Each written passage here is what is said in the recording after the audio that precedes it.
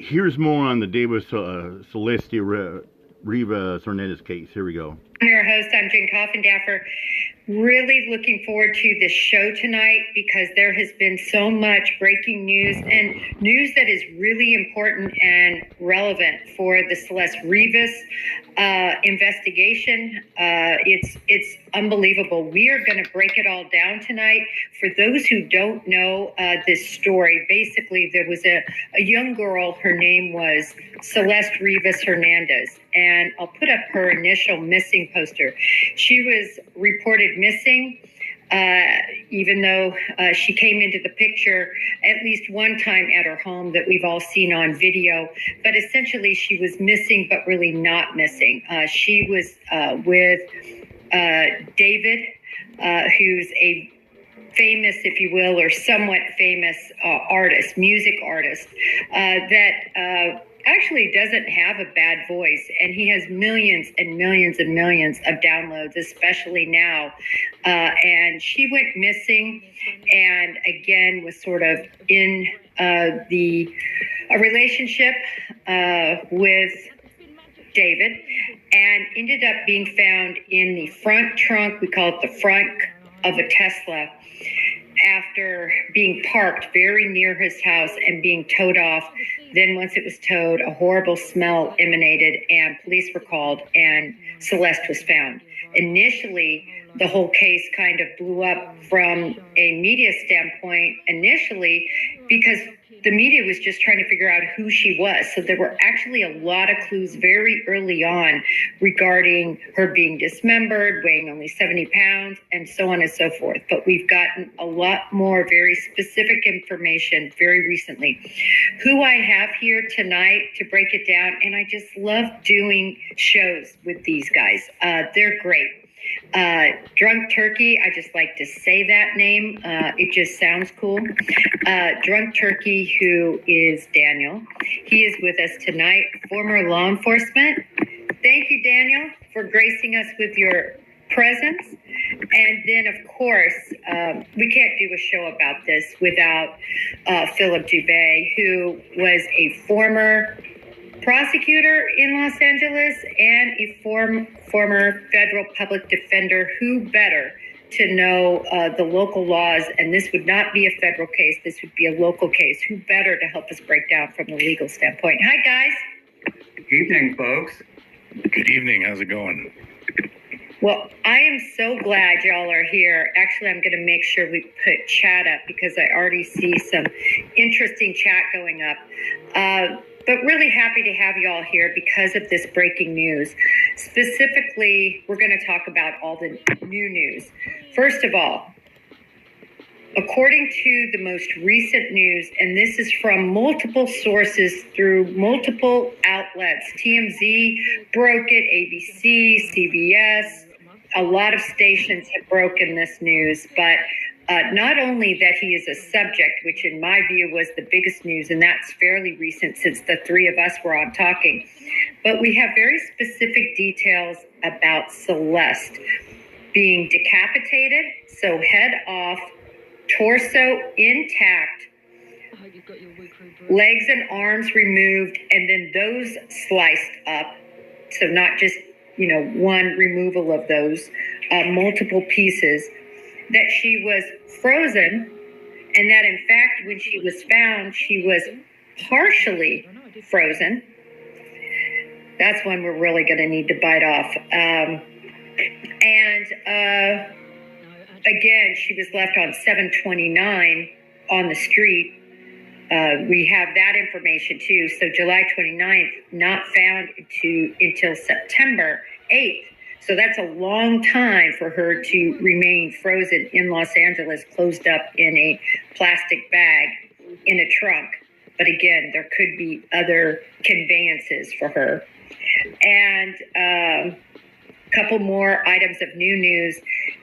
They have tracked apparently D4Vid going to San Bernardino to a remote area late at night, in the middle of the night, that they find interesting, and that was in the spring. Nothing more detailed than that. And that there is also another suspect. Not just David, as of course from the beginning. I said nobody's going to dismember somebody and do all this on their own. Way too much. Plus, he's kind of an isolationist sort. But let me start with you, Philip. Just say, first of all, there seems to be a lot of concern that the medical examiner is never going to be able to determine the manner or the cause of death. If that happens and we're left with these facts, say they're able to pinpoint that two individuals dismembered and put her in the trunk, but they can't prove that she,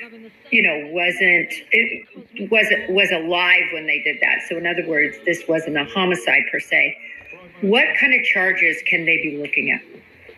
Well, first of all, desecration of human remains.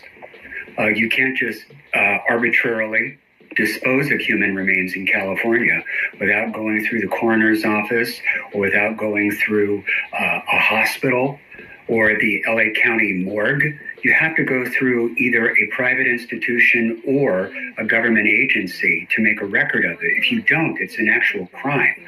You have to report the death.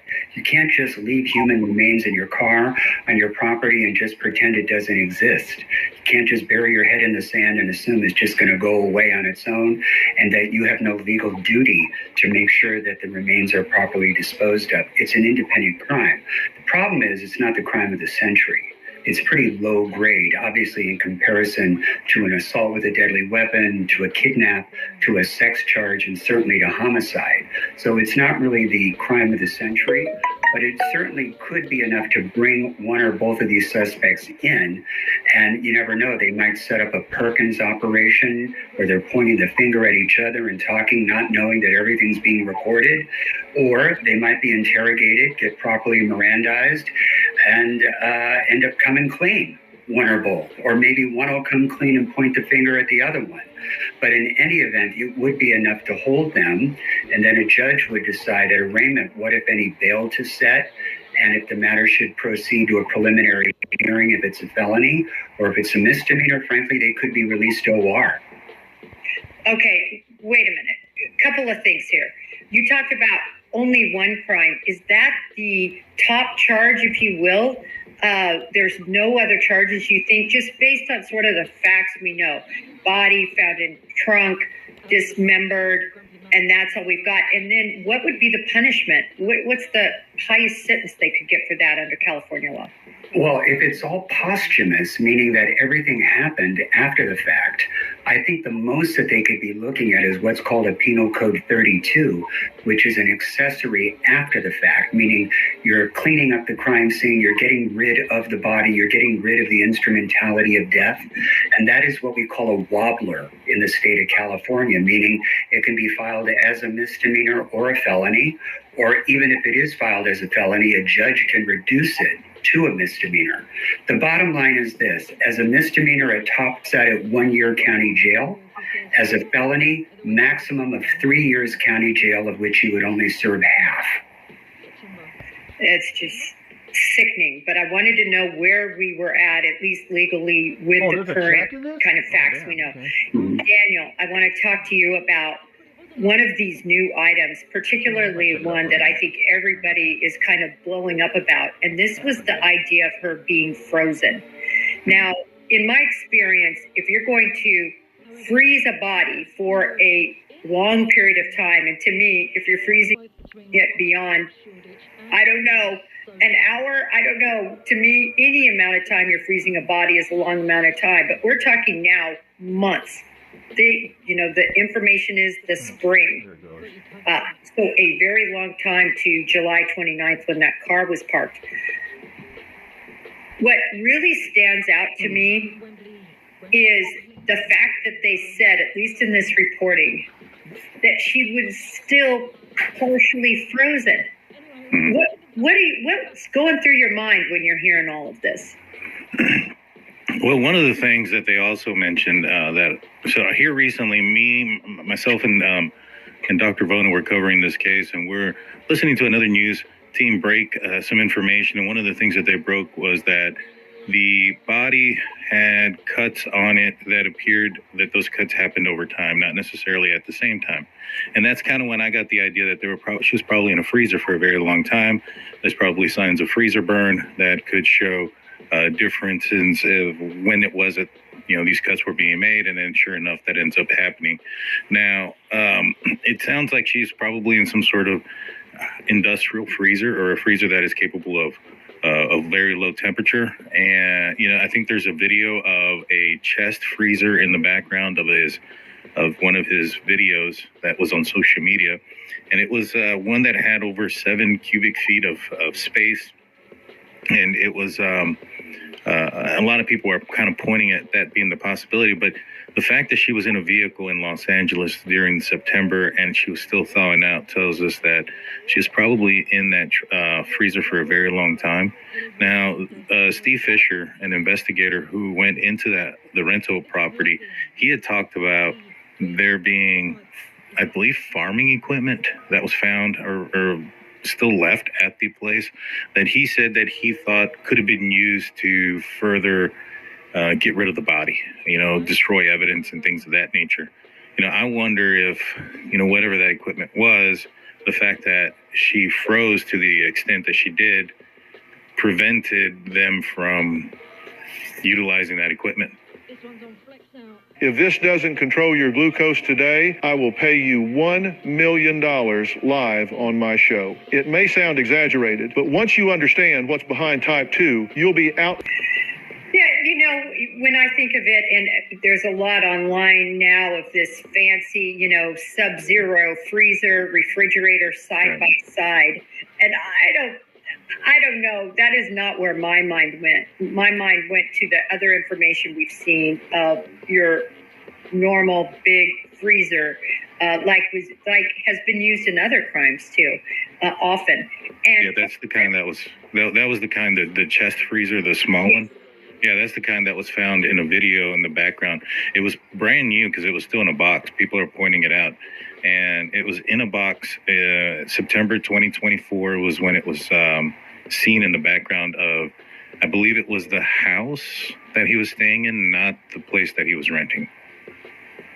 Yeah, I find the whole thing very interesting because, first of all, those freezers, I think she could fit in without decapitating, without doing what they did to her. And she was small. She was 5'2", about my size, almost exactly.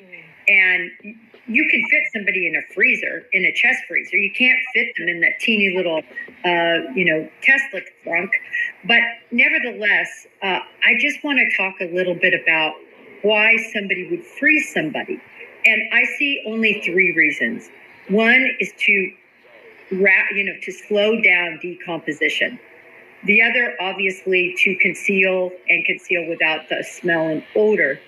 And then the other one, and I've looked up case after case after case today of individuals who killed individuals for the purpose of cannibalism and necrophilia.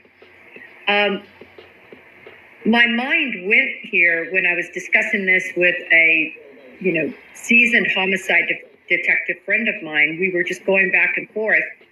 And that was the first thing that popped to his mind. Philip, what do you think about that possibility? And have you ever seen it in any cases, even if it wasn't your case in your career? Oh, yeah, there's a big one pending right now here in LA. It's in the city of Compton. An entire family, including grandma, allegedly murdered, I believe it was a grandson that they found stuffed in a compact freezer, I think in the garage of the home. So each of these co-defendants has counsel, and I believe it's filed as a capital case right now. So it's not as uncommon as you might think. I've had freezer cadaver cases in my career, not a lot of them, but we do see them. And I believe, just based on my interaction with the clients over the years, that the main impetus behind freezing it is that it doesn't dawn on anybody to look in a freezer for human remains. So they think that they have found a place to conceal and secrete the remains without getting caught. It seems that it would be a lot easier than being seen or caught carrying out a foot locker or a large hefty bag, or having two or more people lifting something that appears to be bulky and heavy out of a property, you draw too much attention to yourself. But if it's done somewhere where the public really has no visibility, there's certainly no drone activity or anybody that could see what's happening, the freezer, for whatever reason, just kind of comes to mind for many criminals. We saw sort of hues of this in California with an unsolved murder in 1947. I don't know if you've ever read about this unsolved murder. It involved Elizabeth Short. She was a wannabe starlet from Michigan who made her way out to California. And she, to this day, they don't know who did it, but they think it was a surgeon, where they literally found her body transected in a field in Hollywood, right out here in California. To this day, that murder went unsolved. And the question for everybody is, first of all, why would somebody dump that body in such an open and notorious place? But the truth is, back then, it was desolate. There was nobody there.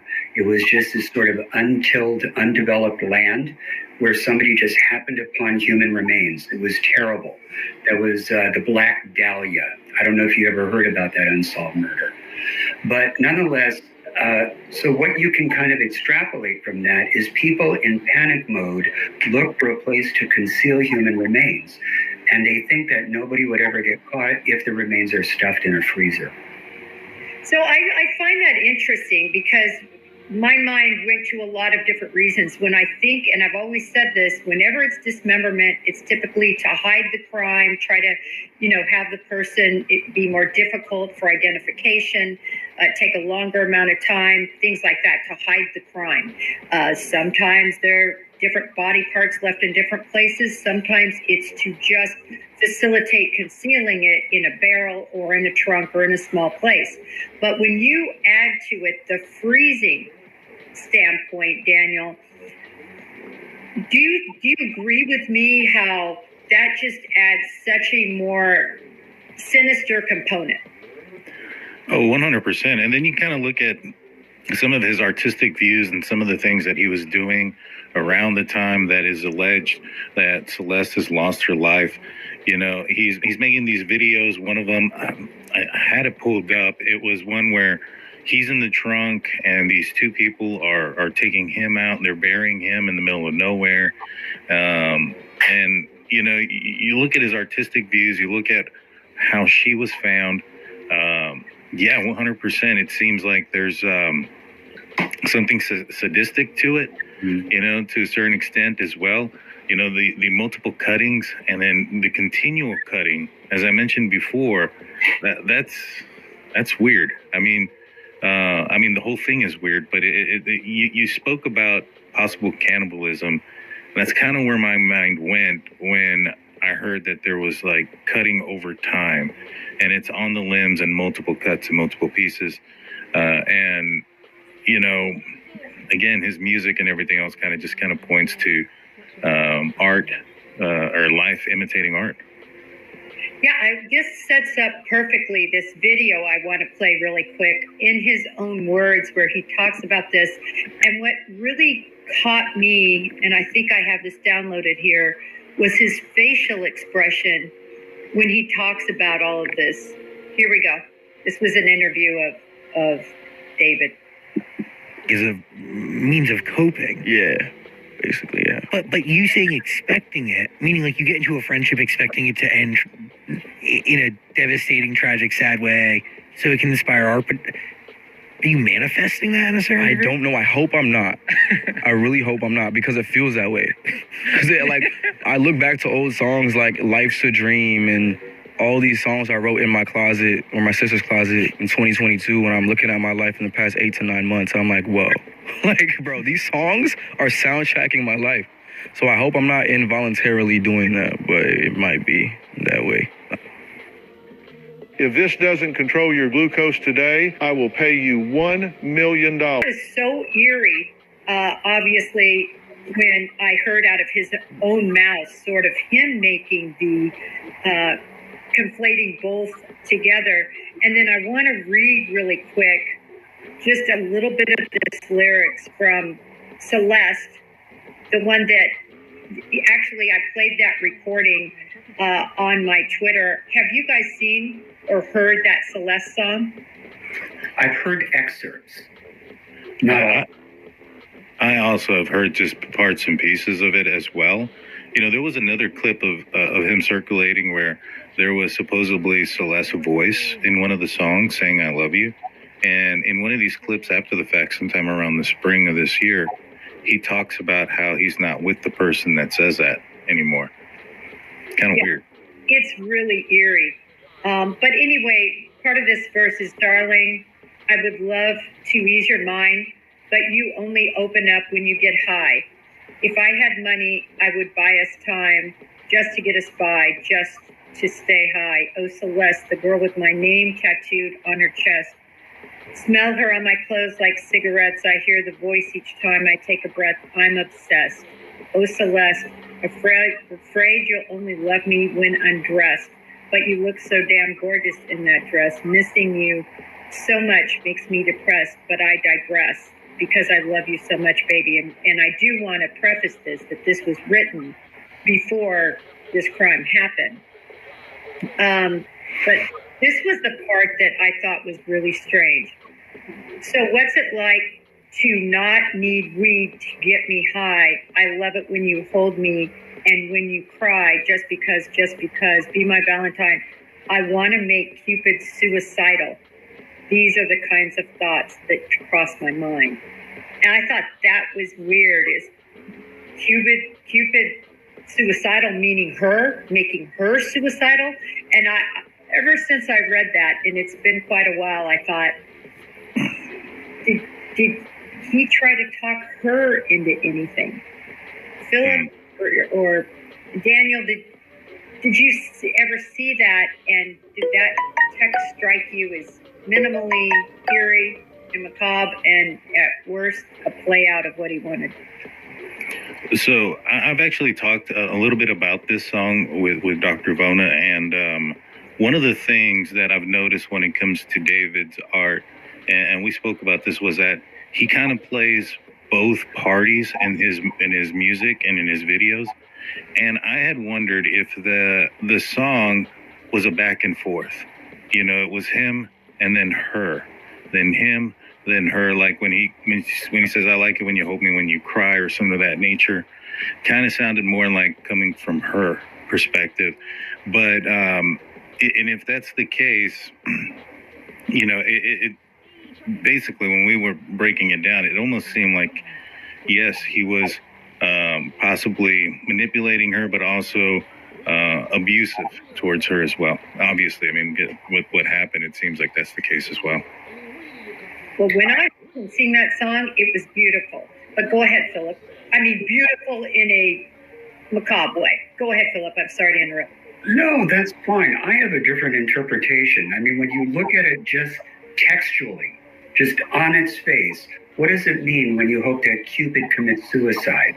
Really, what it sounds like to me is a sort of a symbolic way of implying that you don't want to be love struck. You want that this love struck relationship not exist. And you can interpret that to mean that because of the age difference between the two of them, the criminality involved. So you want Cupid to commit suicide so we are not in love, so that we are not drawn to one another, and so that I am not arrested for having a relationship with an underage girl. That's how I read it. But do I really read it to mean that Cupid is the archer who I want to shoot the bow and arrow to kill Celeste? No, I think that is a bridge too far. For me, anyway. Yeah, I think that every person who, and I really, for me, when I heard that song, first of all, I was surprised it was as good as it was, meaning that he doesn't sing as good as you, Philip, but, you know, I really... I've said this repeatedly. I've never even heard of this kid. Yeah, well, of course. I grew up with Trinity Lopez, Paul Anka, Gladys Knight, and Sarah Vaughan. I wouldn't know David, D4Vid to save my life. I really wouldn't, you know? So well, he actually has a nice voice, and that song Celeste, I was surprised at how much I didn't mind listening to it. I want to move over though to Romantic Homicide.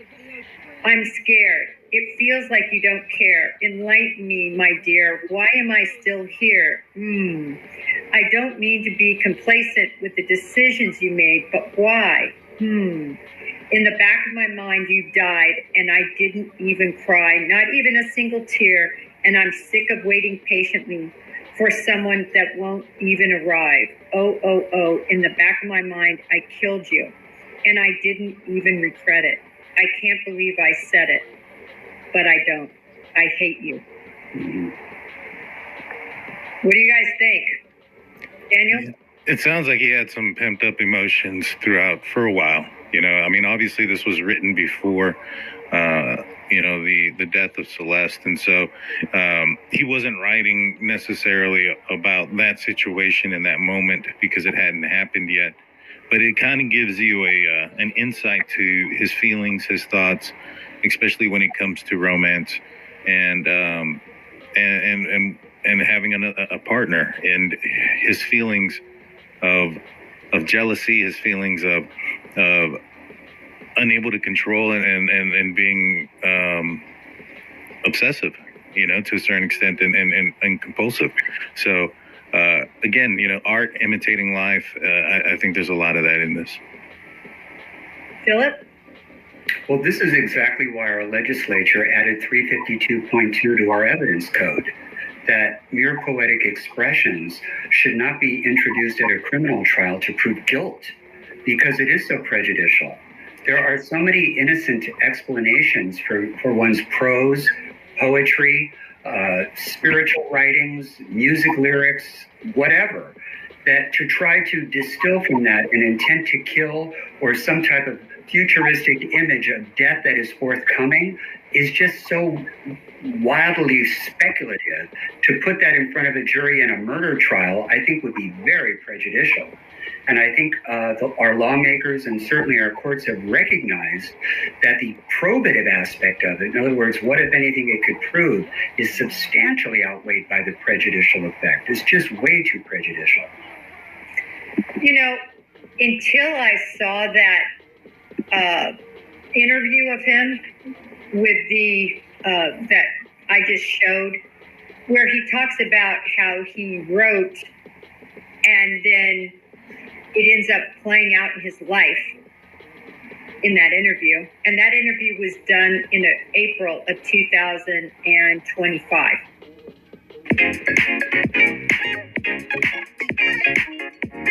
April of 2025. Okay? He says that. We just all heard it. And it made me wonder, all of these songs that he writes, does he write and then get off on having the song play out, having it come to life, having it be real? And I mean, that's kind of what he says. Oh, I sure hope not, but geez, it seems like that's what's happening. Do you think, Philip, that video, and there's several other videos of him really talking about his artistic expression being really an expression of his life, do you think those could be brought in? Well, I think maybe, but only if his greatest hits really do imitate real life, his real life, his version of life.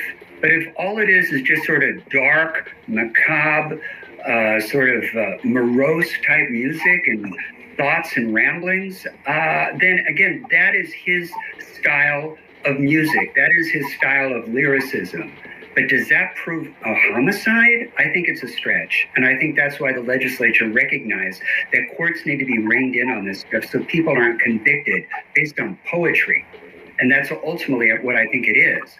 But if you really do separate each of his hits, each of his songs, and see if any of them really did ever come to fruition, or it's just like his wild imagination, then we leave it to the wild imagination, you leave it to music, you leave it to art, and not for a criminal jury, because that's the forum where it belongs. Well, I just think there's so much possible other evidence. There's a lot that we know already that does imitate what he said. First of all, he obviously was in a relationship with Celeste, and then there's a song that talks about a relationship with Celeste, and then there's a trunk, and there's, dragon someone around and all of that and a death. What do you think, Daniel? You know, to me, I think that in the end, his music that he had beforehand isn't going to be what the jury should see.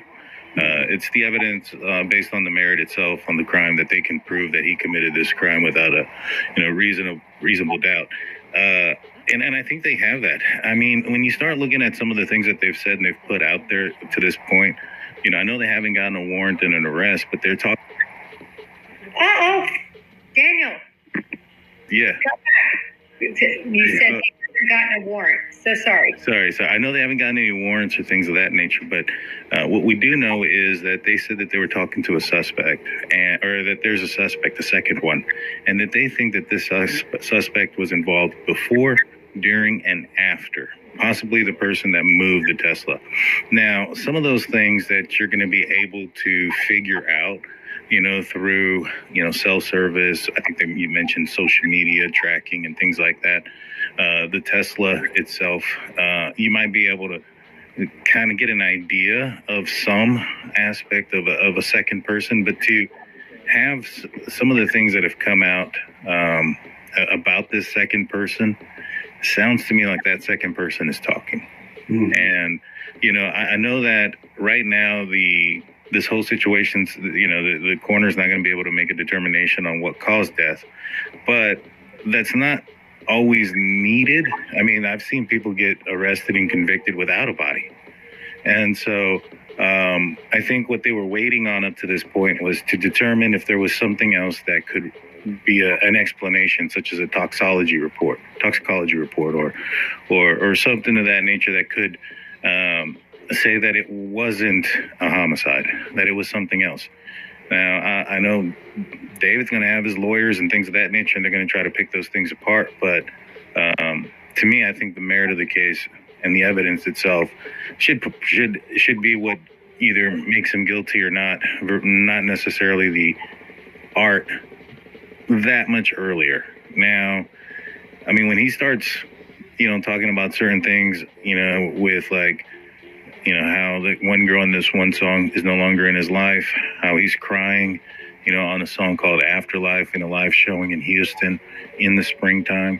That I think he might be able to get used. I'm not sure. What do you guys think? This is the world's first reusable cotton swab. I just think in any case, if you know, as an investigator, I'm going to put all evidence forward to the prosecutor. Obviously, the prosecutor is going to have to make that decision. But I think it's the totality. When you add it all together, especially everybody's asking the question, what in the world was the motive for this? Really, what in the world? It wasn't, I mean, this went on forever. It wasn't like they were getting ready to be found out or her family was in their business. I mean, her family seemingly wasn't at all involved with her. She was missing other than when she came back home for her birthday in 2024. So what was the real motive here? And I think, you know, like I said, I think it's going to be really dark when it comes out, the motive. Mm-hmm. Well, I think you know, her being underage is a motive enough. A motive opportunity means, you know, to have committed this crime, and in my opinion, at least. And, you know, he was about to go on tour and he was living in a place where there's a lot of other people. Maybe perhaps because of how long he was going to be gone, he thought they moved the body. You know, they had the farming equipment there for whatever reason. Maybe perhaps because of the state of the remains being so frozen, they couldn't utilize that equipment, and so they were leaving. Had nothing, you know, afraid somebody was going to find it inside the freezer that maybe could be visiting the home. They panicked and put her in the Tesla, thinking they'd come back in a couple of days and move it, and they got towed. Mm-hmm. But remember, it was in there a long time. July 29th until the tow date. Yeah. That's a long time. I also have a question. I'm not convinced of it. Oh, go ahead. No, I'm not convinced that her body was in the car as long as everybody might think. I don't think it was there as long as the car was parked out front there. I really don't. And the reason why is because her body was partially frozen. If the body had been in there from day one, that body would, first of all, would have had no signs of being frozen unless you could see some type of freezer burns on her remains. But the body wouldn't even be, below Celsius anymore. It would just be a decomposing human cadaver wrapped in plastic in his car. I mean, think of it as a frozen turkey, not to be so blunt and crass about it. If you put a frozen turkey in the trunk of a car and leave it there for 2 months, it's not going to be frozen, not even partially, even if it's wrapped in plastic. It's going to thaw out and it's going to start to putrefy and rot. That's exactly what a human body would do. So I don't think it was there as long as everybody thinks. I think it was sort of a last minute sort of makeshift holding ground for the remains until they found time to drive off and dispose of her remains. Unfortunately, the car got impounded. And in the city of LA, we have a municipal ordinance here that a car cannot remain parked on a public street for 72 consecutive hours or longer because it's deemed to be the unlawful storage of a vehicle. And if you keep a car there that long and somebody calls it in or a parking attendant comes by, they're not going to just cite it. At some point, they can actually tow it. They can cite it, but if there's repeated violations, they can tow it. And that's probably what happened here. It got picked up, they inventoried the car, and voila, they find this young lady's remains. Well, they actually called police as it sat in after it was towed because of the smell of it. So it wasn't even the inventory, but I agree with you, Philip, that happens a lot. But this is the problem with that timing. On the 29th, he leaves to go on tour. Everybody leaves. Everybody. So he's out of the picture and that car is sitting there. And at least if we're to believe the PI that was hired by the mansion owner, that car sat there with the body in it. That nobody, put a body in later or did anything. I was wondering if dry ice was used. I was wondering if there's Yetis. All we see is that picture, and I have it right here. Hopefully, Daniel, I don't flip you off here. Flip you out like I did before I pressed the wrong button. But this is what we see. But was there anything else? I mean, this is the frunk. What about the trunk? Could there have been a Yeti? Could there have been dry ice? Could there have been some sort of, I still agree with you, if I have my turkey out, I just put it out, that thing is going to be completely thawed by Thursday morning. Exactly. It has to be stored in an environment that remains cold. Sometimes we see this in cryogenics, that's that ambulance to the future, as it were, where you freeze a deceased person with almost like a perfused cryoprotectant in there, and you keep the remains on ice until you find a cure for whatever they died of. And that can remain outside of a deep freeze for a certain period of time, but at some point, those remains really do start to thaw out and they start to decompose, and it's no longer going to serve the purpose for which you wanted the cryogenics to begin with.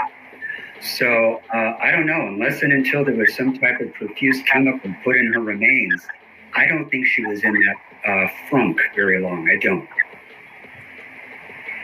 I just think the timing and the reporting, we know she was there from 7:29 until she was found. But my question is it misreporting? Remember, a lot of what we're relying on, even though it seems to be accepted. I mean, what do you think, Daniel? Do you think the fact that purportedly the remains were somewhat frozen, do you think that's accurate? Well, if he went to as far as to get farming equipment, I wonder what else he may have done.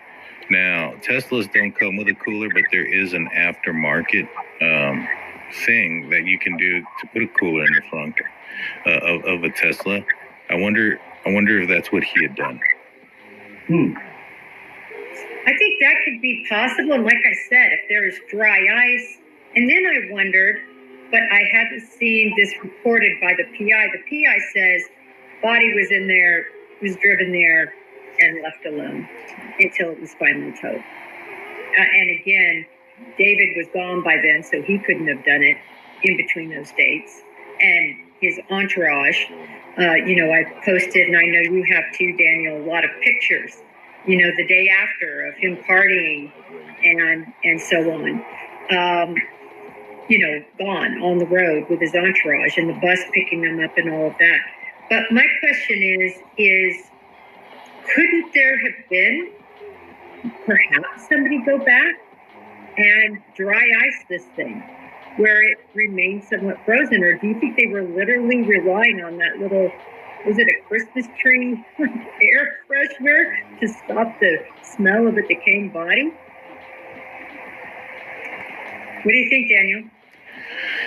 Well, I mean, I think that it's possible that somebody could have gone back. If somebody did, those Teslas record constantly unless it died, and it being parked out there that long, if it did have some sort of refrigeration to it, it probably isn't going to last very, very long either. But, it didn't sound like somebody went back.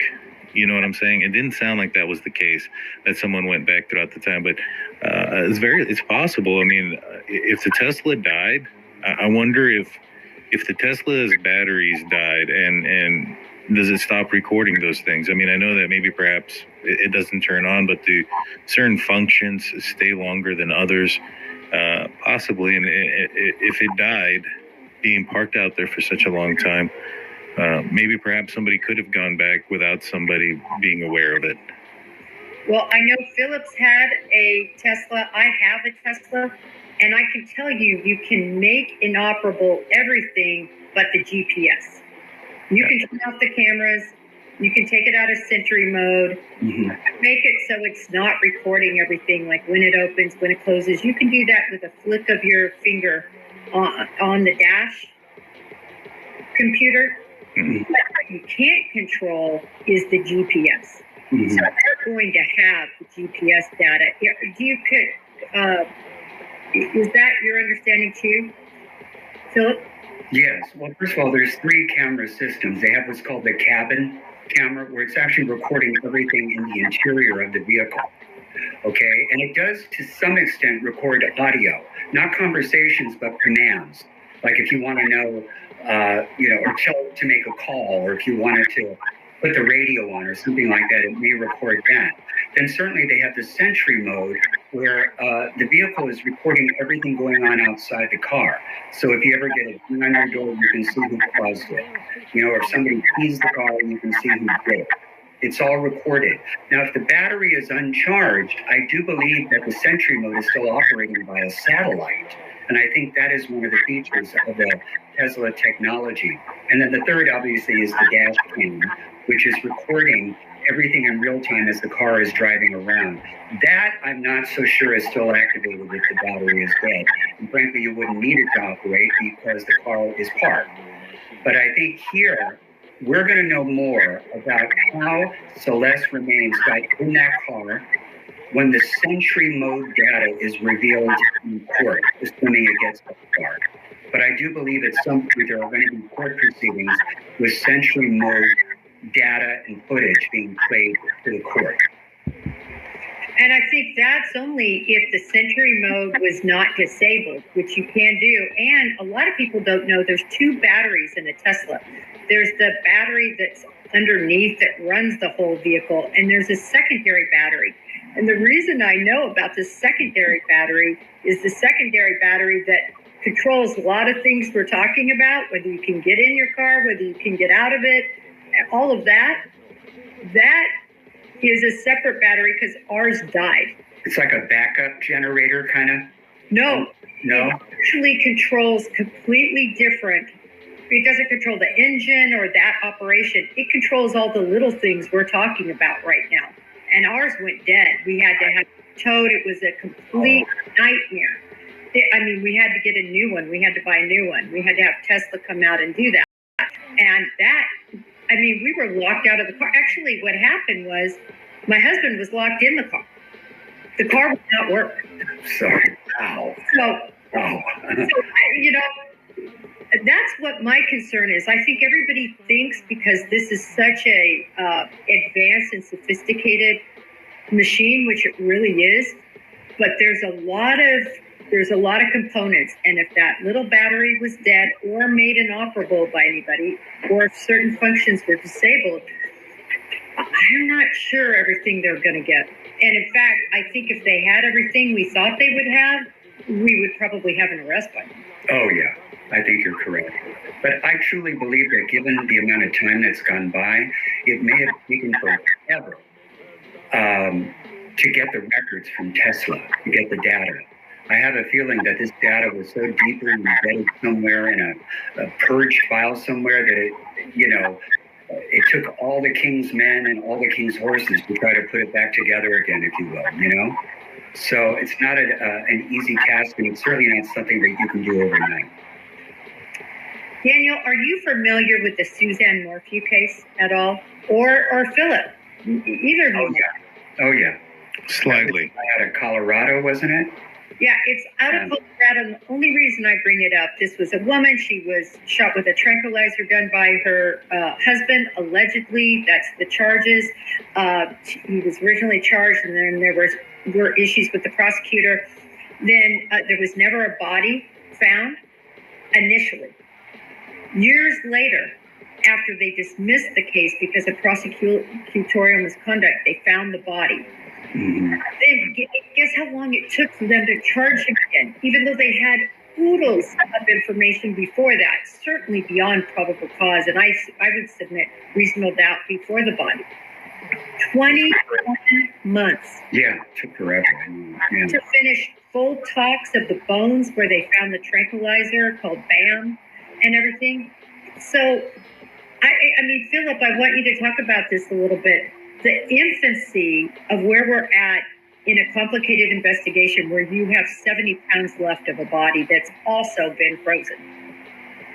Well, this is a textbook example of why murder does not have a statute of limitation. The law enforcement does not have to beat the clock. That's not their job, because they have unfettered amount of time to put a case together and get it to the DA's. And it's for this very reason. It's not something, especially now in modern age, that you can assemble in a couple of hours or in a couple of days or even in a couple of weeks. We are too dependent on too many third parties to assemble digital data. And unless and until you get all that, you might not have an airtight case. And once you bring that case, you only get one shot. It's not like it's a dress rehearsal or a dry run. So you got to make sure you have all your ducks in a row. Or in theory, whoever did this really could walk, because there was such a rush to build a case and it had too many holes in it. But Daniel, let me ask you this. Totally, Philip states very well the law. But how about the concern that you have somebody, or more than one somebody, that's capable of freaking cutting somebody's head off, murdering them, cutting their limbs, cutting them the pieces, out running around right now? Talk about that, Daniel, sort of the balancing of making sure you have an airtight case and having these people out there.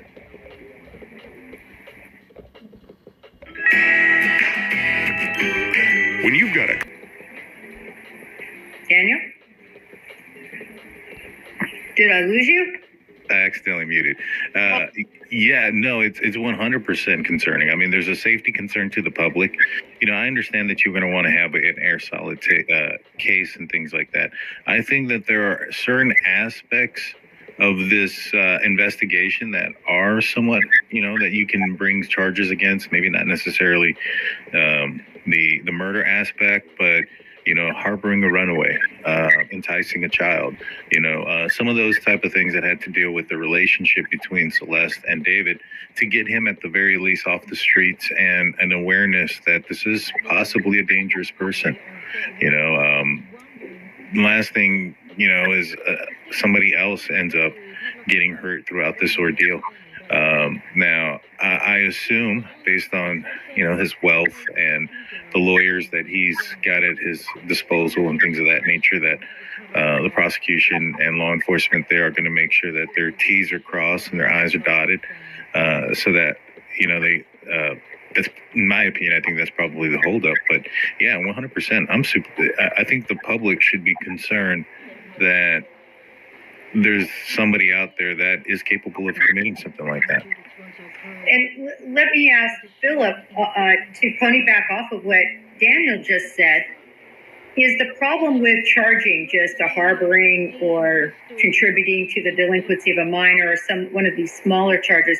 Isn't the problem that really it's just a revolving door? They're just going to come in, plead, get a bond set, because a judge can't really consider this situation necessarily. They've got to consider the charge at hand when deciding bond. Talk to us about that. Do you think that could be part of the reason? Well, a lot of it depends on the charge. Remember, in order to convict of a sex offense in California, you need a victim. You actually have to bring somebody into court who can testify that there was an unlawful lewd touching. And if all you have is just hearsay coming through, I don't know, a witness who spoke to Celeste 6 months before it happened, guess what? David and I did the nasty. Well, that's not coming into evidence because it's hearsay. It's just not. That would violate the 6th and 14th Amendment to the Constitution. That would deny you the right to a fair trial and due process. You just can't do that. So you have to have some evidence that there was even an unlawful sexual touching. And in California, we have what's called the corpus delicti rule. And what that means is at the preliminary hearing stage, you cannot even use statements of the defendant to prove all the elements of a crime unless you have independent evidence of each element. So none of the statements can even come in until you can independently prove up all the other elements. The statements are kind of wrap a bow, if you will, tie a bow around the box, but you cannot use it substantively to prove your case. You've got to have a corpus. Without her to say that there was vaginal or digital or any other type of penetration, you don't have a sex charge. You just don't. Now, legally, how that hampers the prosecution is those counts are what carry the most time. Lewd act upon a minor under the age of 13, or 14 rather, I believe, carries up to 8 years. Without even a record, it can carry up to 8 years. But without her, you just don't have it. I don't see how you could prove it. Now, there are other misdemeanor offenses that might be provable. So, for example, what if there was an independent witness who saw it all go down? A witness can absolutely come into court and testify, I saw David take off his pants, I saw David remove Celeste's pants, and I saw them get under the covers and have sex. That's how you can do it. But short of that, there's just not enough evidence to file a sex charge, let alone the murder. Or if they have video, or if they have pictures. We all know how long this takes. Can you imagine the video? Because his whole life, as Daniel knows, because I know he's followed the evidence really closely too, this is a kid who admits his whole life is on, the internet. That's what he says. He says he doesn't feel grass. This is the guy who his world is the internet. I can't imagine the volumes and volumes of evidence they've got to go through. Daniel, but I gotta tell you, based on what's been released to the true crime space, I would absolutely defend this young man. I would do it pro bono. I just don't think there's enough evidence there to prove a murder.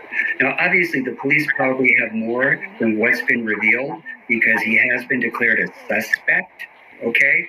But certainly a suspect falls way below proof beyond a reasonable doubt of anything. A suspect really means they've got somebody that they really need to talk to, okay? But because that person ain't talking, he could really remain a suspect in perpetuity. Daniel, what do you think about some of this other evidence that could exist, especially in light of his huge digital footprint that's got to be out there? Well, I wonder, kids communicate, right? They talk, and the way they communicate and they talk is through a digital aspect. So online text messages, and they send pictures, they send videos, things of that nature. And apparently, if they're using, I think the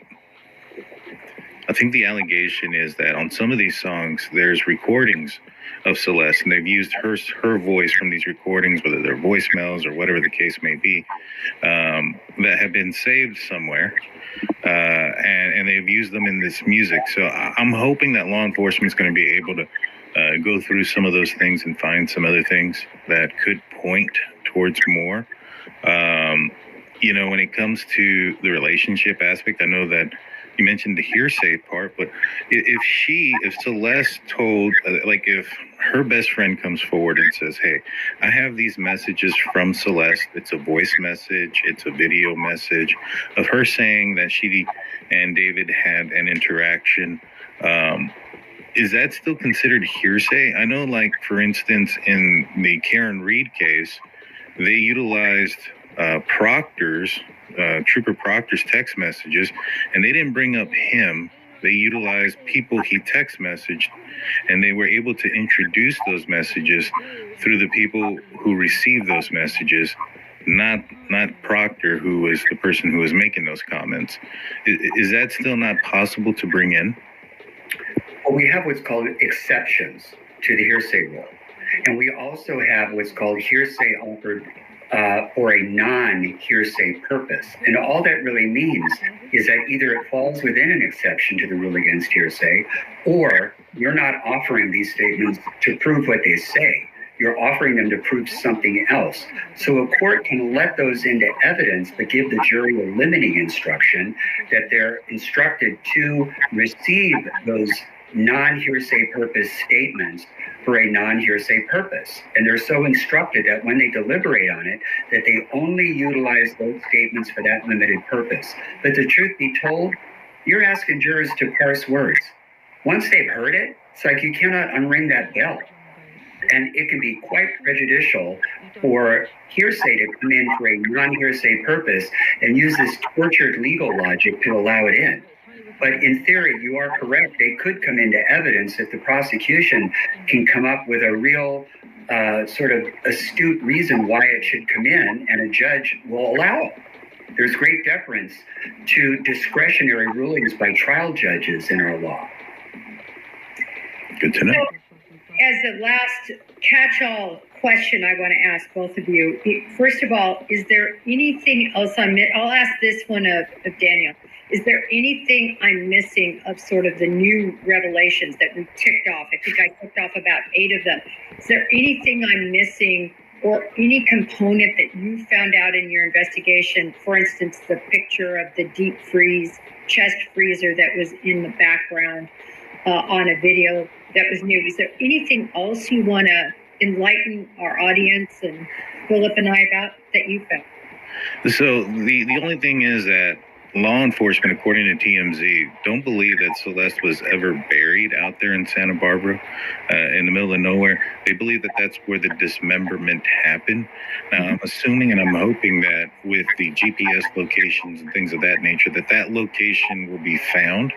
And so it brings up a lot of, oddities, like questions. Why go all the way out there to do the dismemberment, and why bring her back?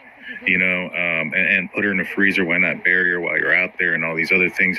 But yeah, a lot of question marks. And I think one of the things that TMZ has kind of said out there is that when it comes to this investigation, that logic is something that you may have to put on the back burner. And to me, I mean, yeah, people make dumb mistakes, people do stupid things, but if you're going to present a case to somebody about somebody, you got to make it make sense. Mm-hmm. Well, this is somebody under the influence. This is somebody that's not a career criminal. This is somebody that's never murdered somebody before, dismembered anybody before. And I think a lot of the reasoning would have been completely irrational for their moves. But I totally agree with you, Daniel. In a court of law, they better be able to spell out what they believe happened and have the evidence to back it. Philip, anything we're leaving out in terms of the legal? Just one final thought and a reminder to people. Out here in California, we have what's called the California Public Records Act, the CPRA. And basically what it says is that the inner workings of government are public record, but like everything else, there are exceptions.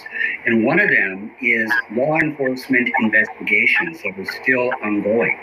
And you're getting a lot of these Karens, demanding assistant people who want white glove concierge treatment when they call the station, the precinct, the coroner's office, demanding answers, people from the media. And it's like, halt.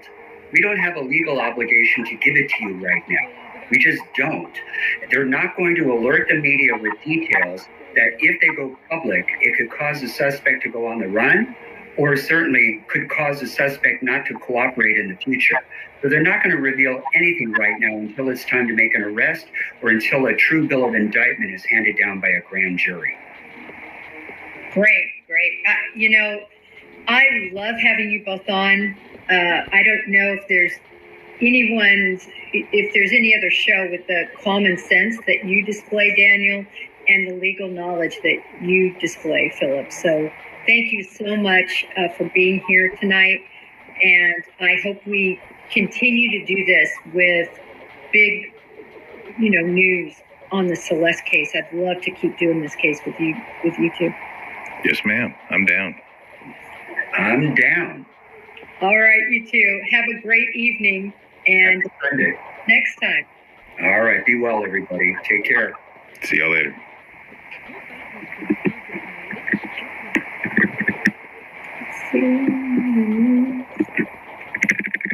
Slow on the go here.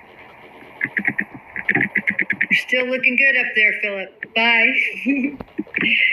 Everybody, I can't tell you how much I appreciate y'all being here. I think that they are just such great guests to break this down and come from such different angles. So I really appreciate y'all. I'll be going back and reading the comments. I have a News Nation hit tonight on a completely different case right now. So I'm going to have to sign off. But again, thank you so much. I can't wait to read these comments because there's such great sleuths out there and people really care about justice for Celeste. I think all of us are worried about, are these two people now or more, are they going to skate on this deal? I think law enforcement will get them, but I think it's going to be a while. All right, everybody. Until next time, may justice be served.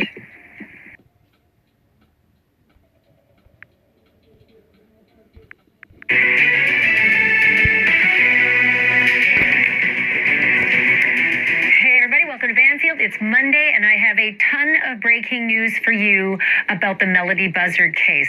If you have been wondering what sort of whispery things she told that colleague of hers, remember, that led her to lock the doors and not let him out, that led to charges, remember all that? We now know what it was she said and where she said she dropped that little girl, Melody Buzzard, off. Ashley Buzzard has been tight-lipped about her daughter, but her daughter's been gone for 46 days. She won't tell the police anything. This little girl's missing, and her mom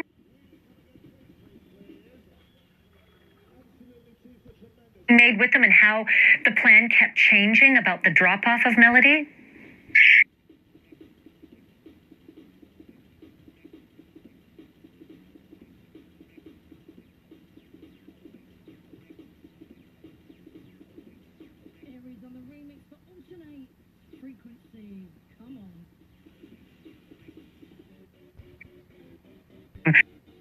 Another bewildering California mystery, and that is, when is there going to be an arrest in the death of Celeste Rivas Hernandez?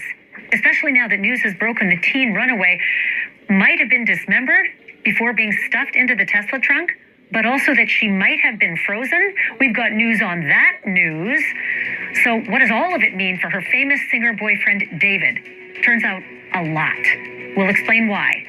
And also, please check out Drop Dead Serious, my podcast. I'd like to say it's this show's content and more after dark. Check it out. QR code is there, or just Google Drop Dead Serious. You can listen to it on any podcast platform. You can watch it on YouTube. We're back in a moment.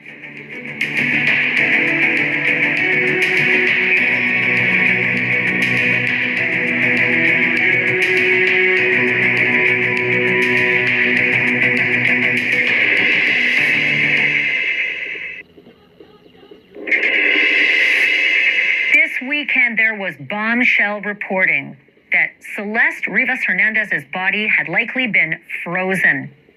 She's the young runaway whose boyfriend, singer David, is much older, and in whose Tesla trunk her remains were discovered. Sources told several outlets that Celeste had been decapitated and that her limbs had been removed from her torso, cut into pieces, and then apparently stored in a freezer. But tonight, the captain of the Robbery Homicide Division of the LAPD is telling People magazine those reports aren't true. Captain Scott Williams tells People that Celeste was not frozen and that, quote, Celeste was not decapitated. The whole frozen thing doesn't even make sense. Her body was in the car for weeks, he said. And he added, even if she had been frozen solid when she was put in the car, which there is no evidence to suggest she was, 5 or more weeks in the trunk of a car in sweltering heat in the middle of summer would not have resulted in a partially frozen body being discovered on September the 8th, end quote. Tonight, the LA Medical Examiner's Office, the people who did the autopsy on Celeste, say that they're officially being barred by court order from saying anything about her death. And it was the LAPD that asked the court to do that. And if you find that outrageous, as I do, the ME is not thrilled about it either. The LAPD requested what's called a security hold, and a judge okayed it. But the ME says a security hold is virtually unheard of in other counties, and counter to the mission of what it says is full transparency at the ME's office. So what don't the police want us to know?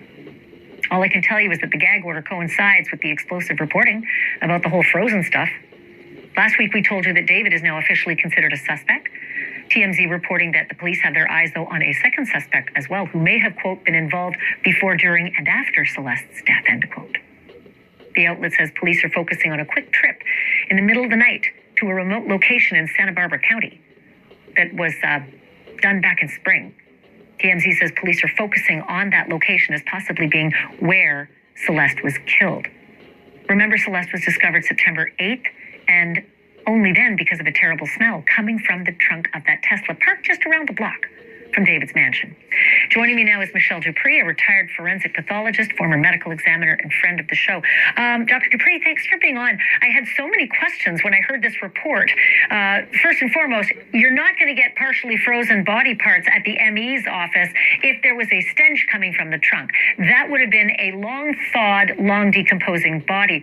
But I do want to ask you if there might be some partial truth to this, that possibly those body parts had been frozen long ago and then had decomposed in the back of the trunk. If that part might be true, what does that do to a medical examiner trying to determine what happened with this body that they've received? What was the cause of death? Would freezing do something to that body? Absolutely, freezing would. And it is possible that the body was frozen, and then, of course, after 5 weeks would not be frozen when found. But freezing actually damages the cells. It also actually speeds up decomposition once it starts to thaw. Anything that is blunt trauma, a gunshot wound, sharp force injuries, something like that, that would still be available. We would still see that at the autopsy. But anything that might be subtle, such as strangulation or something of that nature, would be much, much more difficult if the body had been frozen. And again, of course, once it's so badly decomposed. I've got 5 seconds left. We had so much breaking news off the top of this program. I just have to ask you how unusual this is that the LAPD asked a court to block the medical examiner from releasing any details. It's very unusual. Transparency is part of it. But it is not unheard of. If they really think it's going to affect the investigation, then it's warranted. Dr. Dupree, I'll have to have you back on when I've got more minutes for us because I have so many questions for you. Thank you for this tonight. My pleasure. Thank you. Still ahead, a fancy boat, a sunset sail, and a designer who was dead by dawn. Martha Nolan was apparently expecting a business meeting with a rich investor on a warm August night in Montauk. But 3 months and 2 autopsies later, we still don't know what really happened on board the Ripple yacht, and police aren't talking. The lawyer for Martha's family is, and he's talking to me. Next.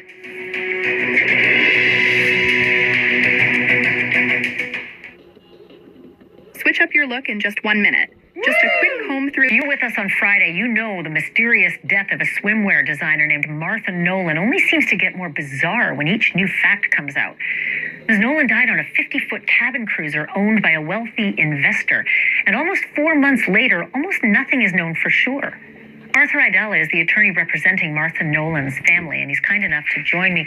Arthur, it's good to see you. Thank you for coming back on the show. Has Hollywood Mansion back in September. The Los Angeles Times just broke the news that an LA County grand jury is now hearing evidence submitted by prosecutors related to that runaway Celeste's death, or what police are now actually calling a murder. The Times calls this an investigative grand jury, something that's used to subpoena witnesses and other evidence. While this kind of grand jury can recommend charges, it can't do the actual indicting. But true to form, the LA District Attorney isn't commenting. We did get this statement, non-statement, whatever you want to call it. It says, in accordance with longstanding office policy and California law, we are not at liberty to discuss or disclose any information about grand jury proceedings. There you go, end quote. So that didn't get us anywhere. But now it's official. The investigation into the death of Celeste Rivas Hernandez is, in fact, a murder investigation. And here's how we know that. We told you on Monday that police got a court order barring the medical examiner from making Celeste's autopsy results public. The LA Times now says that the LAPD petition for that order, because it was the LAPD that demanded it, right? The order says, and I quote, an investigation into murder. That's the LAPD's words, murder. And it claims that disclosing death details could, and I quote, endanger the lives of witnesses and or compromise the investigation. Wow. All right, so they're a lot further ahead than I thought. And this new reporting comes amid conflicting reports about the state of Celeste's remains. Specifically, whether her body parts had been frozen for weeks or even months before ending up in the trunk of David's Tesla, where she was discovered on September 8th. Remember, one day after her 15th birthday, clearly dead at age 14. Earlier tonight, I dug into all of this with the face and the driving force of TMZ, my old friend Harvey Levin. Here's our conversation. Gaza's population is under... Old friend Harvey Levin. Here's our conversation. So, Harvey, an investigative grand jury, this was not something I expected. Oh, there's so much in this case I don't expect. It's unsurprising to me, and I'll tell you why, Ashley. You know, and we've reported this, that the LAPD is looking at David as a suspect. There were a lot of people in David's world, we are told, and people who were coming in and out of that house for many, many months around this whole time. And so there's a big circle around David. And my guess is the LAPD wants to talk to a bunch of them and others who are connected and not connected to David. When police come a-calling, a lot of times people clam up, and they clam up because they want to protect themselves, they want to protect a friend, they get scared. Lawyer says don't talk to them. What an investigative grand jury can do is say, we're going to subpoena you. And unless you assert your Fifth Amendment rights, unless you have something that would incriminate you, you got to answer our questions. So these investigative grand juries are often used in cases where the LAPD or other police departments are having trouble getting information from witnesses. So that's why, to me, it's unsurprising that they've called this investigative grand jury. Plus, they can subpoena documents, videos, things like that. What I'm also finding weird and bizarre and just, I guess, unprecedented is this battle between the coroner, the medical examiner, and the LAPD. The LAPD saying none of this business is true, but your sources impeccably saying it is true. And I'm wondering if this security hold that the LAPD demanded the court impose on the medical examiner, meaning, ME, you can't say another word, is because maybe the ME hasn't given the entire file to the LAPD yet? Well, yeah, I mean, there's a lot there. The medical examiner has not even, as far as I know, officially determined a cause of death or the fact that they can't find one because of the state of the body. I'm told they may never be able to really determine what caused her death. I do not know what the state of toxicology is. I just know there are problems, or were problems with it, because of the body. Now, the medical examiner and the LAPD have not gotten along for several years. I had somebody in LAPD grouse to me last week. We're the ones, you know how we found out about the cause of death for Matthew Perry? Through the media. They found out, one of them found out from us, Matthew Perry's cause of death. So there are hard feelings there. And when you look at what's going on there, it turns out the LAPD, this is the second bite of the apple. In September, mid-September, they went to a judge and said, we want to get the Emmys file sealed, and the judge wouldn't do it. The judge said there's not enough evidence to justify sealing it because it's really unusual to do that. So they went back again a few days ago, and this time they got it. And the Emmy is angry. I mean, I have never in my life seen the Emmy come out with a press release. I mean, they're way back when I was a kid. I remember I was 10, 9, whatever. And I remember watching TV when Marilyn Monroe died and Thomas Noguchi came out, who was the coroner way back then. And that's the last time I heard from a coroner. And now they're coming out with a press release saying that we believe in transparency like the LAPD doesn't. And I just haven't seen that. And most people now can't believe you were old enough to remember stuff when Marilyn Monroe died. I'm just going to put that on the table right there. Let's go back to the business of waterlogged fingers. They couldn't do what was called a live scan of Celeste's body parts because the fingers were quote unquote waterlogged. Can you explain what that meant? Well, I can tell you that quote is from a medical examiner's document. We put it on our website. You're essentially saying what it is. It means that the fingers were in a state where you couldn't get a fingerprint that would lead to the identity of the person. It was, I suppose you could say, blunted by water. And what does water mean? I mean, it could mean a variety of things, but it does kind of align with the notion of frozen. So again, what I'm saying to you, and I want to make this really clear, the LAPD is disputing what we said about the body being partially frozen. The medical examiner, well, I can say, our sources connected to the medical examiner say that it was partially frozen when found. It seems just odd to be partially frozen when found. I could imagine it being partially frozen at some point, but take a steak out of the freezer, leave it on your counter, and it's not going to smell for days and weeks, long until after it's thawed. But I am curious about the notion that it's possible the LAPD is mincing words, and that at some point, Celeste's body may have been frozen until whomever wanted to discard it figured out what to do, and then eventually she ended up in the trunk decomposing. So here's kind of the way I look at it, and this is me from the outside looking in, so it's not like I got sources on this. I do know this, that the LAPD is making a big deal of this mysterious trip David took to a remote area of Santa Barbara in the middle of the night back in the spring, where he spent a couple of hours there. And that's a big deal. And it sounds to me like that's where they believe the body was in some way dismembered. I mean, that's the way it sounds to me. There are some people who think maybe that's where Celeste died, and I don't know, but there's the Santa Barbara trip is really important to the LAPD. I know that. So if that's the case, if something really bad happened to Celeste in the spring of this year, we are talking, say that was April. You got May, June, July, August, and then at the beginning of September, they find her body. Where was this body for 4 months? How on earth could the body just be laying out there, right? And I was told the body wasn't buried. Now, again, that's one source, but it's a good one. But where was this body for 4 months? And I can't answer that. And I'm perplexed by it. And the only thing I've been told is don't necessarily use logic here. Well, I tell you what, I spoke with Dr. Dupree, who's a medical examiner, a former medical examiner, and she said if the body parts were frozen at any time, they can determine that through the change in the cellular, comportment, and they will be able to tell if that was the case. I am also super fascinated that finally the word murder is being used.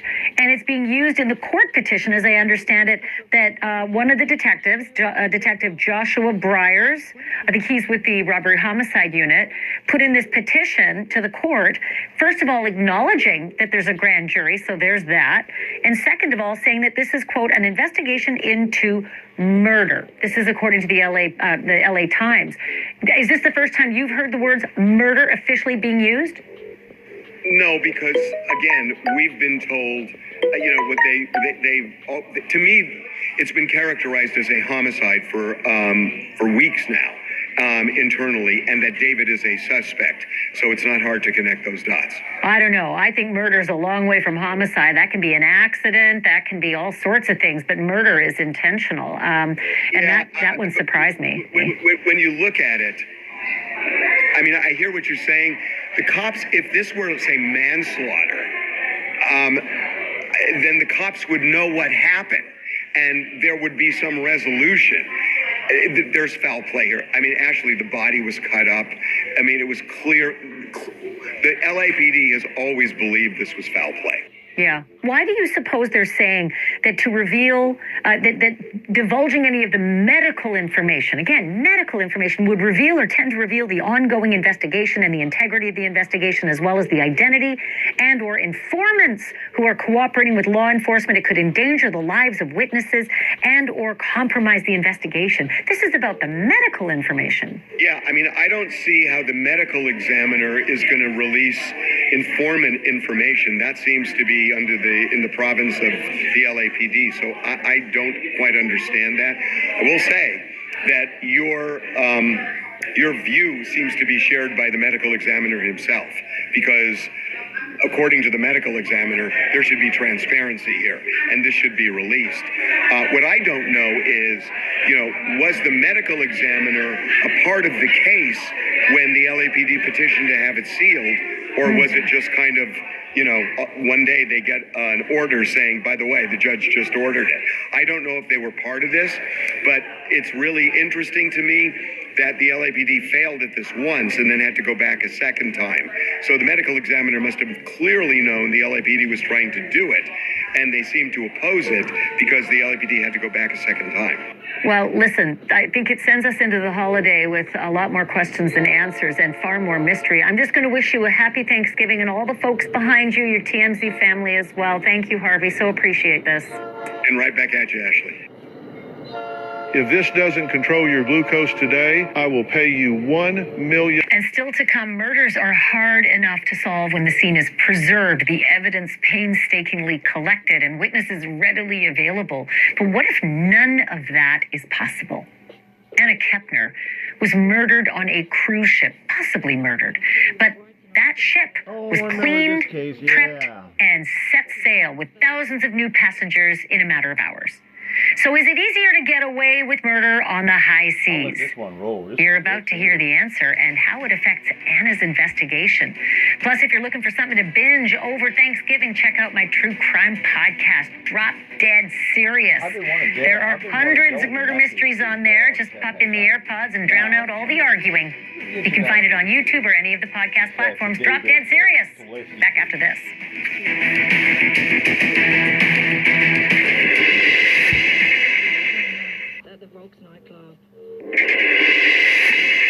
Just hours after the Carnival cruise ship Horizon arrived back at the port of Miami on November 8th, a body bag was offloaded through the service port far below the gangway. And that body bag contained Anna Kepner's remains. And then the ship set sail again, within hours, with thousands of brand new passengers filling all those freshly cleaned cabins, hallways, and restaurants and bars. So what does that mean when it comes to investigating the mysterious death of this 18-year-old victim, right? And we don't even know at this point if Anna Kepner was murdered. We know she died. We know it doesn't look right. But how does a shipboard crime scene investigation even work? How does it even start when the crime scene itself sails away? My next guests know. Jack Hickey is a maritime trial attorney, and Jennifer Coffendorfer is a retired FBI agent, friend of the show, and worked with cruise ship crime before. Welcome to both of you. Jennifer, let me begin with you because we're talking about a potential suspect here who's just 16 years old, a minor.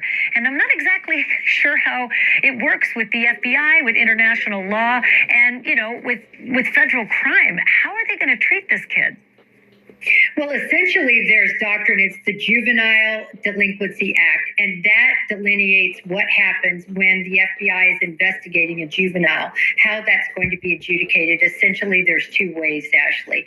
One is they have to be increased to an adult, considered an adult, and then that way the FBI will continue the investigation and it'll be adjudicated federally. However, way more than 90%, the majority of cases actually are transferred to the local jurisdiction when there's a juvenile involved. So, Jack, jump in here. I was just so curious about what happens on board. I mean, this death happened while they were still sailing, and it didn't come into port until many hours afterwards. Can you walk me through what happens on board? I mean, do they have a mini police division? Do they have detectives? Do they have crime scene tape? What happened? So, Ashley, thanks. You know, cruise lines and cruise ships do not have a governmental police force on board.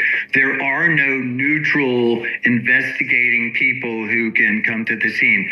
Everybody, all security personnel on all cruise ships are employees of the cruise line. Carnival is no exception, and they have these security patrols and security personnel on board that are just their employees, and of course their allegiance, their loyalty is to the cruise line. Yes, they have protocols as far as, a crime was committed and they found this crime, they found this woman's body the next morning. But whether they observe that or not, sometimes they do and sometimes they don't. So if they get a suspect, and in this case they didn't, but I am just curious, if they have a suspect in something as serious as what could be a murder, do they have somewhere to keep that suspect until they reach dry land? Yeah, that's a good question. So every cruise ship, certainly of this size, and the Carnival Horizon is a tremendously huge cruise ship, a passenger capacity of almost 5,000 people. Every cruise ship has a brig on it, right? The old word for a jail or detaining facility on board. So yes, they have the capacity to do that. Apparently, they did not do that here, or so we think. Right now, it looks like we have the tip of the iceberg in terms of information and in terms of the evidence. And you bring up a good point. Is he is this stepbrother and this is the current thinking, is the stepbrother is a part of the investigation. Is he a target of this, or is he something lesser than a target? We don't know that yet.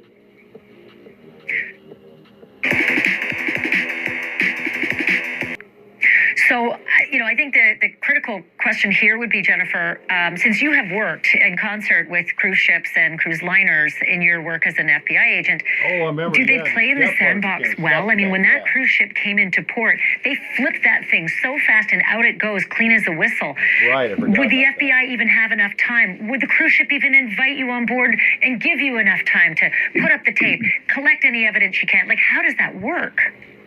Well, I can tell you, Ashley, from personal experience working a murder aboard a cruise ship in the Virgin Islands, that what happens is when you enter on that ship as a representative of the FBI, first of all, the relationships with the cruise liners is developed well in advance of that. As SSRA in the Virgin Islands, but I personally had a great relationship with the individuals in the cruise line industry. So when that particular murder happened, we came on board, and I don't want to say we didn't commandeer everything, but certainly they gave us a room. We set up a war room. The United States attorney that was in that district, actually it was the assistant United States attorney. He came into the war room, was a big part of the investigation. They provided rooms for us to conduct these interviews. Ashley, basically we had as much time as we needed to conduct a thorough investigation and witness interviews. Well, I hope that was the case this time around, but I want to have both of you back because I have so many more questions. In the meantime, I will wish you both and your families a happy Thanksgiving, and thank you for being here. Thank you, Ashley. Jennifer Coffendorfer and Jack Hickey, and they will both be back. Okay, so still to come. She was just 12 when she plunged a knife into her little friend 19 times. Yeah, 12. All of it to appease Slender Man, a fictional character on the internet. I've been hearing But now about Morgan Geyser is very much an adult and made a grown-up decision to cut off her ankle monitor and escape her halfway house. Coming up next, the body cam from the moment that she and her pal were caught and cuffed. This is another good one. I don't want to give you my name. Okay, well, then we're going to arrest you. We're going to take you an ID. We're going to hold you an ID at the station. So, you don't want to obstruct an officer. Give me your name and date of birth. You're not wanted for murder, right? Right. You're not wanted for murder, right? Well, more of that, plus this exclusive interview with a second suspect, right? The pal, Morgan's best pal. And plus, where is Morgan headed now? All next, don't go anywhere.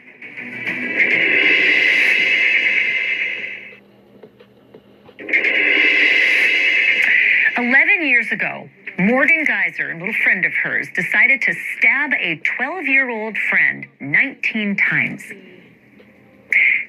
Morgan is the one on the right. The girl on the left was released from her punishment, but Morgan was given 40 years in a psychiatric hospital. That little friend, thank God, survived. The thing is, that was 11 years ago, and this year, Morgan was given a gift. She was allowed to go to a halfway house. And instead of appreciating the gift, last Saturday, she cut off her ankle bracelet and ran away in the company of an older pal. About 24 hours and one nationwide manhunt later, Morgan Geyser and friend were spotted, reported, and arrested at a truck stop just outside of Chicago. And now we've got the body cam footage of the police trying to figure out just whom it was they were arresting. Have a look, and more important, have a listen. Here's the bonus clip. How old are you? 23? How old is he? How old is she? 43? Okay. Alright, well, give him your name and date of birth. We just gotta make sure you're saying who you are and you say you are, okay? You're not missing stuff, okay? Okay, what's your last name? I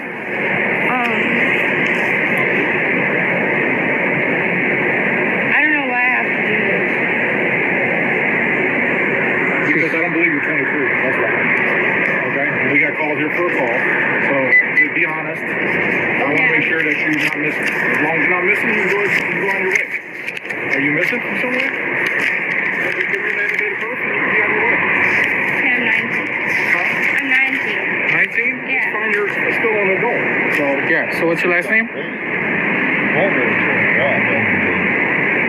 No one. I don't want to give you my name. Okay, well, then we're going to arrest you. We're going to take you an ID. We're going to hold you an ID at the station. So, you don't want to obstruct an officer. Give me your name and date of birth. You're not wanted for murder, right? Right. Okay, then there shouldn't be any problem. Okay, you're making it bigger. What's your last name? Reese. How do you spell it? I-E-S. I-E-S? No, G-R-I-E-S. Okay. G-R-I-E-S. What's your first name? Stephanie. How do you spell it? E-P-H-I-N-E. E-P-H-I... sorry. Now you did something wrong because you come back no record on files, and that means you're lying on us. That's your name. Okay? So, now that's obstructing. I'm going to give you one more chance before we're going to take you in custody and fingerprint you. Okay? You guys wanted for something? Why are you hiding your name? I don't understand. At this point, we're just going to detain you. Please let her go. Please let her go. Then give me your name. I did something wrong. She didn't. She doesn't know what I did. Okay, that's fine. Let me talk to you here. Okay, I'll leave it. I'll put it back. What did you do? I did something really wrong. What did you do wrong? What? She doesn't know my real name. Okay. Well, give him your real name. Don't tell him.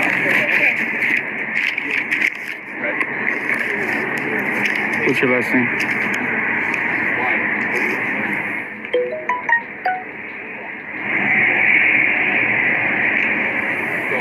I'm not a true crime reporter. Okay, so it's Morgan. M-O-R-G-A-N. And then your last name? G-E-Y-S-E-R. G-U... What is it? G-E-Y-S-E-R. I promise she did not know. G-E-Y-S... E-R. And then what's your date of birth? May 16th, 2002.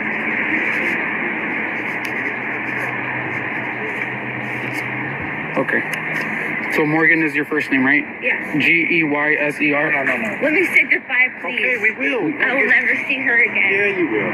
No, I won't. 3014. Can you take her name and date of I birth? did something bad. Let me say goodbye. We will let you say goodbye, but just stand by until we figure out what's happening. And you're telling me that your information that you gave me will come back to those fingerprints? Yes. Okay. Yeah, the information came back all right. Geyser's traveling buddy was ID'd as a 43-year-old trans woman named Charlie Mecca. Mecca told our News Nation affiliate, WGN, that they met together at church 2 months ago, but that they had no idea about Geyser's past. But as for the group home getaway, here was the so-called plan. We didn't have a real plan, just get as far away as we could. Just vanish. I just wanted her to be safe and not go alone. I'm worried if she went alone, it was going to come down right back to self-harm. She needed the support. And that's all I was trying to do. She's my best friend.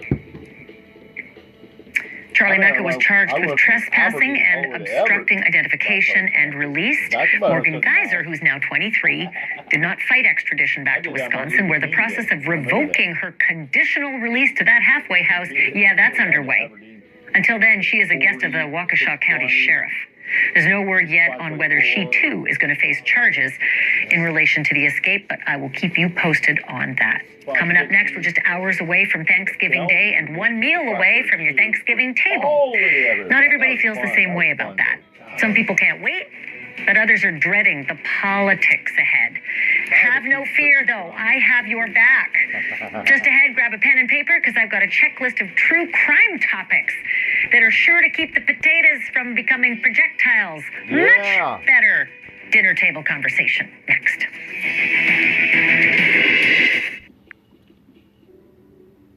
You know, Turkey Day was pretty drama. You know, even when Aunt brought up the Dave and Celeste case, my sister, my stepbrother, we were going to the Holiday Lights Saturday, said it was kind of inappropriate, but it was nothing. I say it was nothing nefarious, but what it did is give me more interest in the case as well. So it wasn't. Maybe it was a little inappropriate playing, you know, cold case and drama. You want to keep the conversation peaceful and a light heart as well. But it was nothing. But it got me interested. All right, I'm out here. My job. Peace out. We'll do it again. We're part 4, baby. Soon and soon.